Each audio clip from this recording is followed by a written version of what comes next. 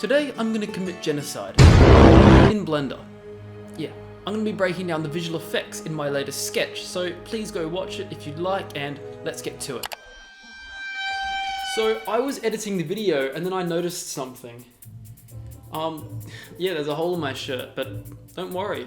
It was all a part of my plan. An elaborate scheme, if you will. Because you see, the significance of this,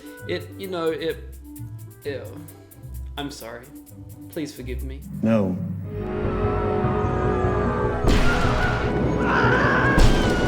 I started off by tracking my footage, and I actually just did a 2D track for it in Mocha. Since the ship is so far away in the background, when the camera moves there won't be that much parallax, so that's why I can get away with a 2D track here. I added a spline around the clouds and changed the minimum pixels used to 90% and tracked forward. As you can see, the tracking is obstructed by a tree in the foreground, which sucks but was inevitable. A little trick you can do is actually turn on the planar surface and grid. Now, these represent the actual motion of the track, meaning that you can move your spline to a new point and keep the correct motion. Then when it gets stuck again, I can move it over here, doing this again and again until the shot is tracked. Moving over to Blender, I brought in my ship 3D model, which I got from productioncrate.com. I simply animated it flying in a straight line, and to get the perspective right I used F-Spy to match Blender's virtual camera with my real camera. There is a tutorial for F-Spy already on the channel.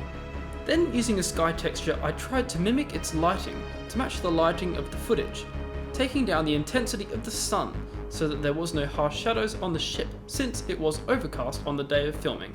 Then, to render it out, I made sure to make the background transparent.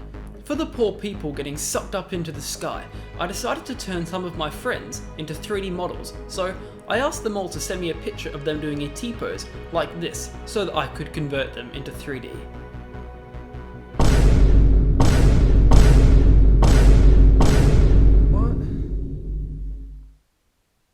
If you're like me and don't have any friends, you'll have to find 3D humans online. I went over to Mixamo and got a few human 3D models. I gave them a falling animation and downloaded them as an FBX file. I brought all of the humans into Blender and used Ctrl-J to join all of their pieces together. I then chucked them into a collection. I added a plane and made a particle system.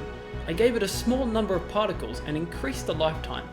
I turned the gravity off and increased the velocity so that they would shoot upwards and not fall down. Then under render, I selected my human collection. Now they are all floating up, and once again I just used the sky texture to light them.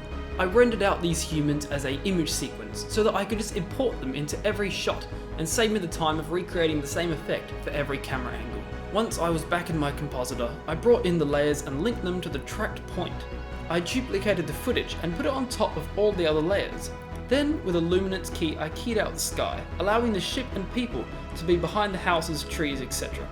To make the ship blend in better, I got this sky picture from productioncrate.com, made it brighter to match my sky, linked it to the track point and masked sections out and feathered a bunch to make it look like the ship is peeking through the clouds. For the floating human layers, I duplicated them a bunch and scattered them around the shot and made sure to slide them around on the timeline so that they weren't the exact same copy of each other. And there we have it, some people getting sucked up into the sky.